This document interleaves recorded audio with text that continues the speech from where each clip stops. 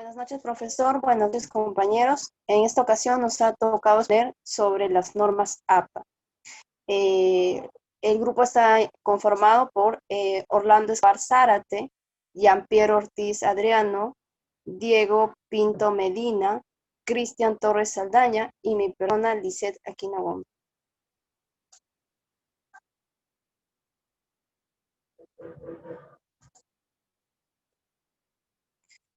Los temas a desarrollar son las normas APA sobre referencias bibliográficas, modelos de referencias bibliográficas y citas, relación entre los objetivos y los resultados obtenidos, tipos de conclusiones y recomendaciones.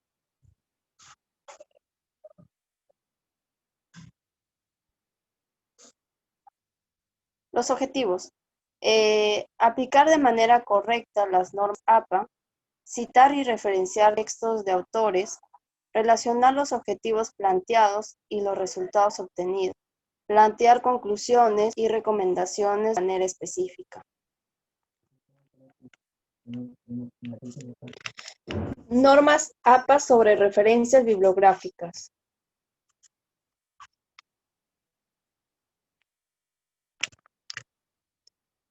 Normas APA. Es un manual que se utiliza en la publicación de investigaciones académicas.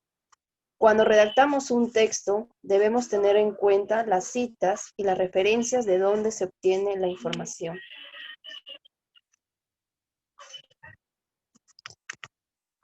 Una referencia generalmente tiene 4 elementos: autor, fecha, título y fuente. Cada elemento debe responder a una pregunta. En el autor podemos hacer la pregunta: ¿quién es el responsable de esta obra? En la fecha, ¿cuándo se publicó esta obra? Título: ¿cómo se llama esta obra? Y en la fuente, ¿dónde puedo recuperar esta obra?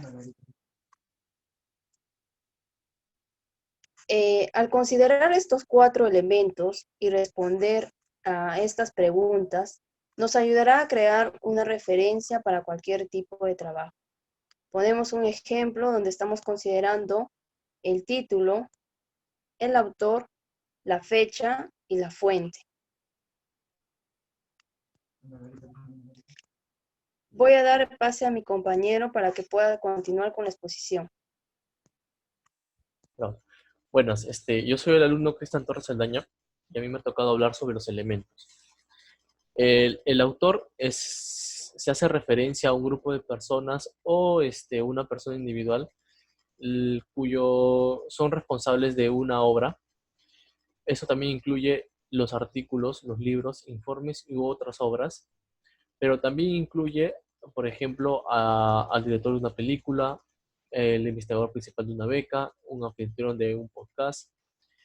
En general, un autor puede ser un individuo, varias personas, un grupo, en este caso institución, organismo gubernamental, una organización, y también una combinación de personas y grupos, ¿no?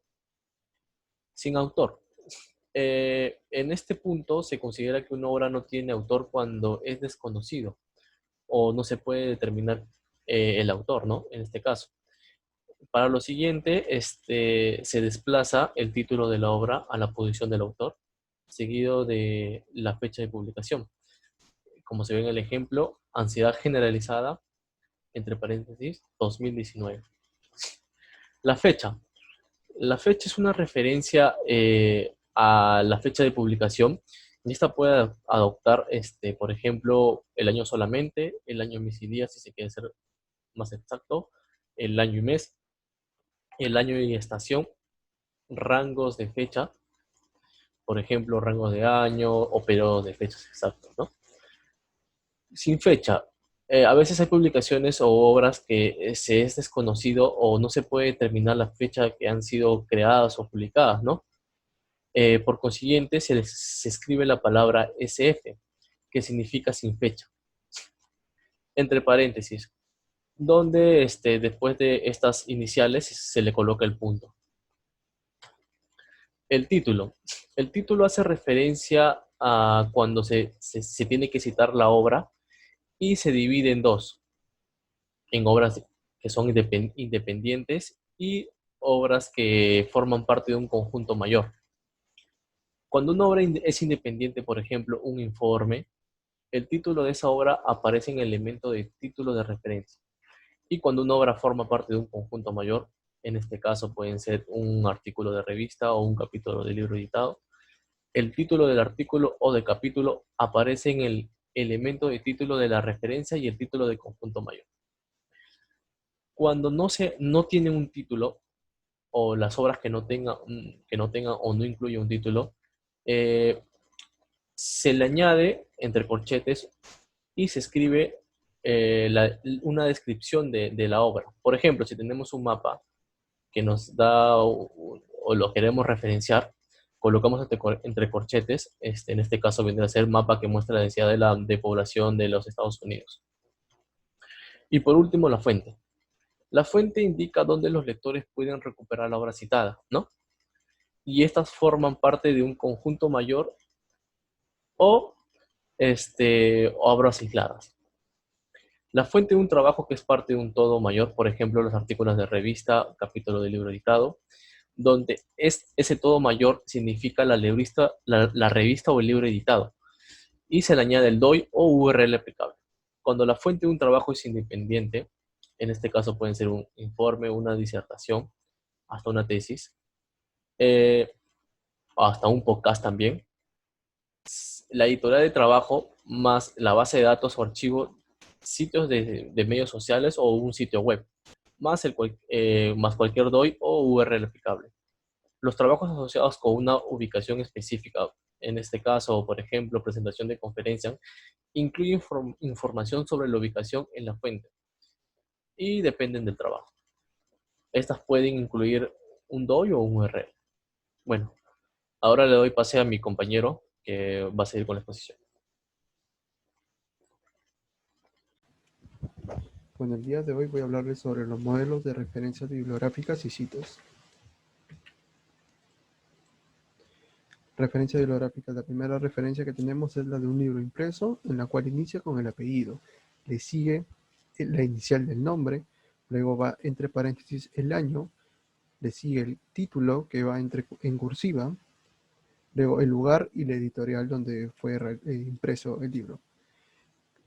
Luego tenemos la referencia del capítulo de un libro, en la cual inicia con el autor, entre paréntesis el año, le sigue el título del capítulo, luego en rojo, como observan ahí, lo ponemos ya que nos va a indicar dónde está ubicado el capítulo del libro. Esa preposición nos va a servir para eso.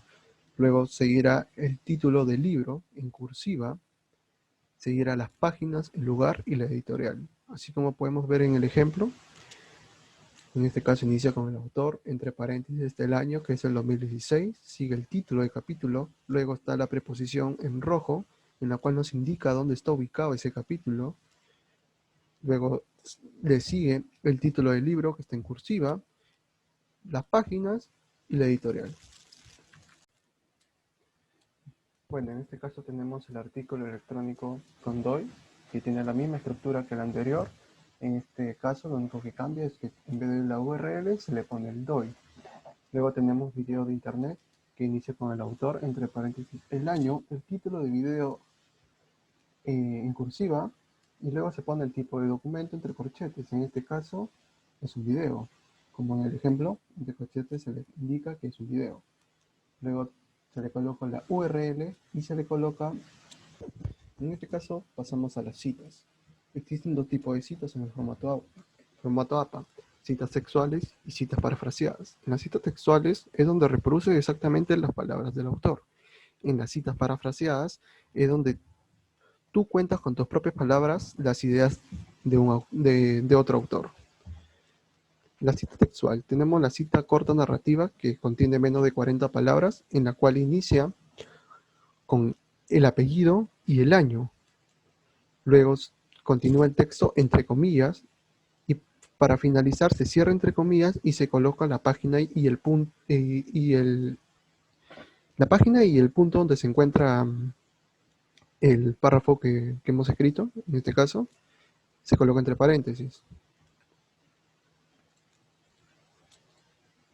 En este caso tenemos la cita corta entre paréntesis, en la cual consta de menos de 40 palabras. Inicia con comillas, termina entre comillas, y para finalizar se pone entre paréntesis el apellido, el año y la página. Termina con un punto siempre. En este caso tenemos la cita en bloque entre paréntesis, en la cual cuenta con más de 40 palabras. En este caso se le aplica sangría de 1.27 centímetros. En este caso no van comillas. Finalizando se le pone un punto al texto, luego continúa entre paréntesis el apellido, el año y la página en la cual pertenece Ahora tenemos la cita en bloque narrativa, en la cual inicia con el apellido y el año entre paréntesis. El texto va con sangría de 1.27 centímetros, finaliza con un punto y luego del punto ponemos entre paréntesis la página. En este caso tenemos las citas parafraseadas. Una cita parafraseada corta, en la que podemos ver en los ejemplos, en la cual termina y entre paréntesis está el apellido y el año.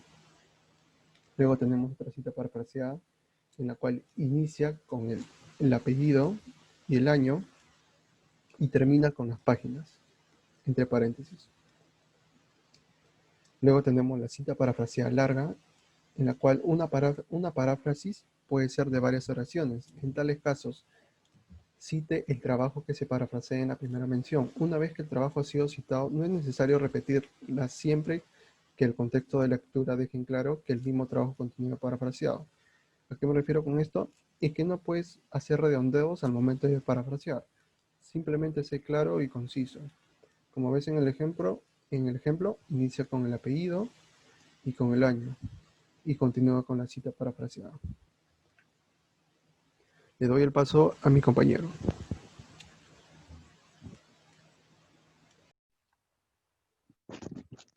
Buenas noches, profesor.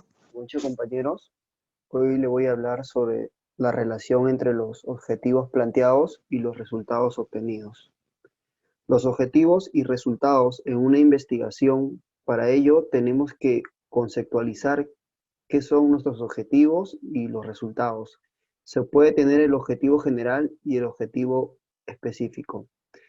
El objetivo general es lo que se intentará lograr para ejecutar el propósito planificado. Además, tiene como finalidad de poder responder el tema de investigación. Los objetivos específicos es el término que nos permite lograr el objetivo general. Además, nos brindarán las respuestas de los capítulos y subcapítulos. Los resultados se expresan de acuerdo a los objetivos planteados. Por ello, es la respuesta a los mismos objetivos que se plantearon en un inicio. Relación entre los objetivos y los resultados. Los objetivos planteados tienen que ser esenciales dentro de una problemática de investigación, ya que es importante en la estructura del texto. Además, se tendrá que realizar preguntas relevantes en la investigación del caso. Por ello, es relacionado con los resultados obtenidos, ya que tendrá que ser la solución a los interrogantes. Asimismo, se tendrá mediante la investigación y análisis del caso. Objetivos planteados. Citando a Sauto, Boniolo, Doll, Elber en el año 2005 nos explica que la redacción de los objetivos es una parte fundamental de toda investigación, ya que estos establecen los límites. Son los cimientos de la estructura en la que se apoyará el resto de nuestra investigación. Si estos son endebles, todas las etapas que la siguen lo serán. Debemos de darle importancia a la redacción de los objetivos y tomarnos el tiempo necesario para que nuestros objetivos expresen claramente hacia dónde apunta nuestra investigación. Interpretación de los resultados obtenidos. Citando nuevamente a Sauto, Boniolo, Doll, Elber en el año 2005 nos explica que es buscar un significado más amplio a las respuestas mediante otros conocimientos disponibles. Este aspecto del proceso se realiza confrontando los resultados del análisis de los datos con las hipótesis formuladas y relacionando dichos resultados con la teoría y los procedimientos de la investigación. La interpretación debe limitarse al sistema de variable considerando capacidad de hipótesis, pues solo estas cuentan con el fundamento teórico para la interpretación.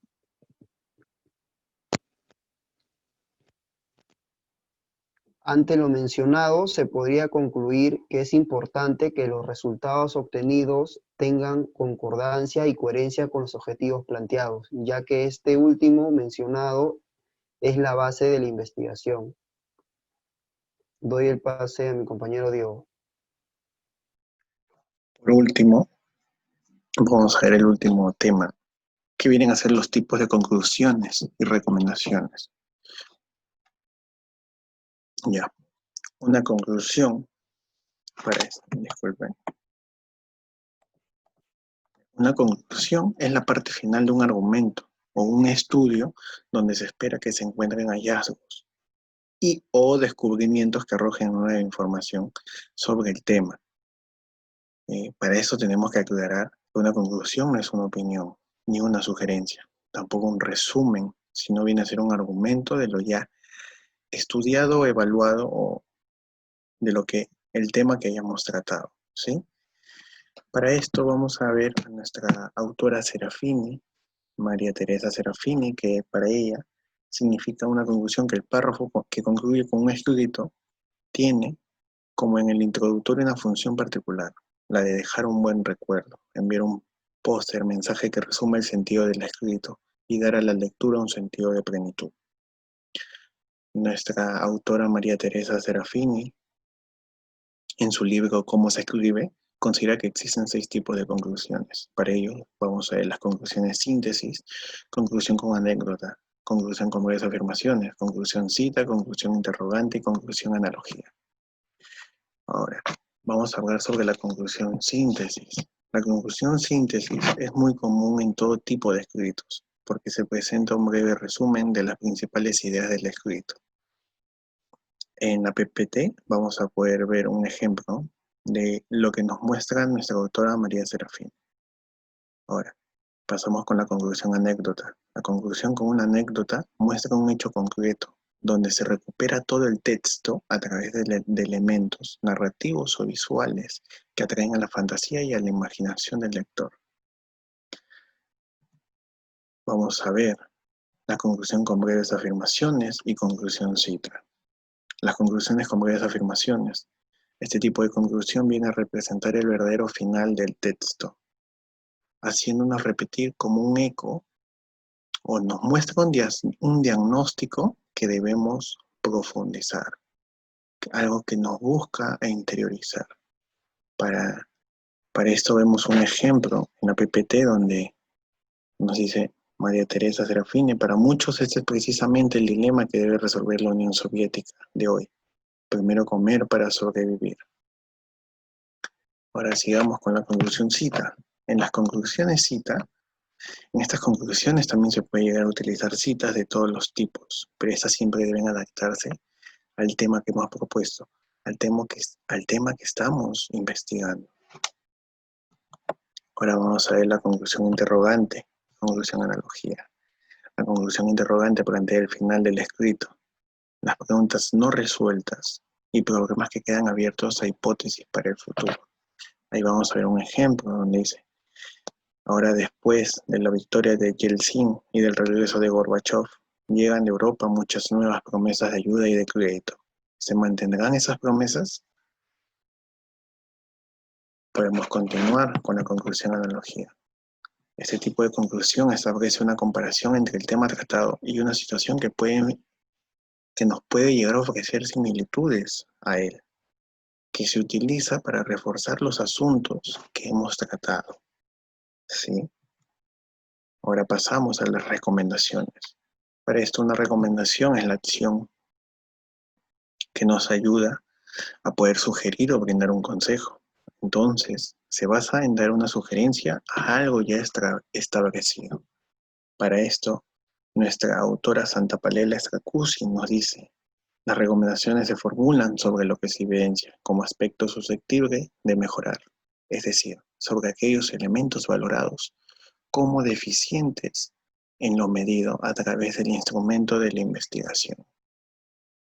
Para esto, vamos a encontrar que existen 3 tipos de recomendaciones.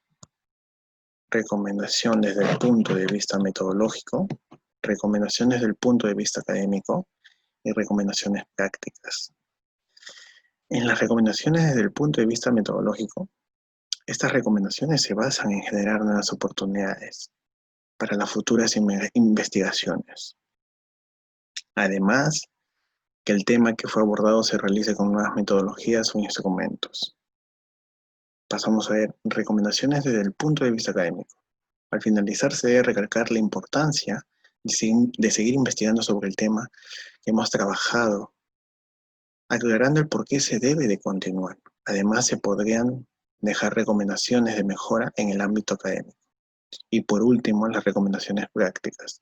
Si el estudio llegase a ser aplicado a alguna organización o empresa, deberían incluirse varias propuestas que deberán estar enfocadas al estudio, bien para corregir o en todo caso para emprender nuevos elementos de intereses para poder darle solución a la problemática.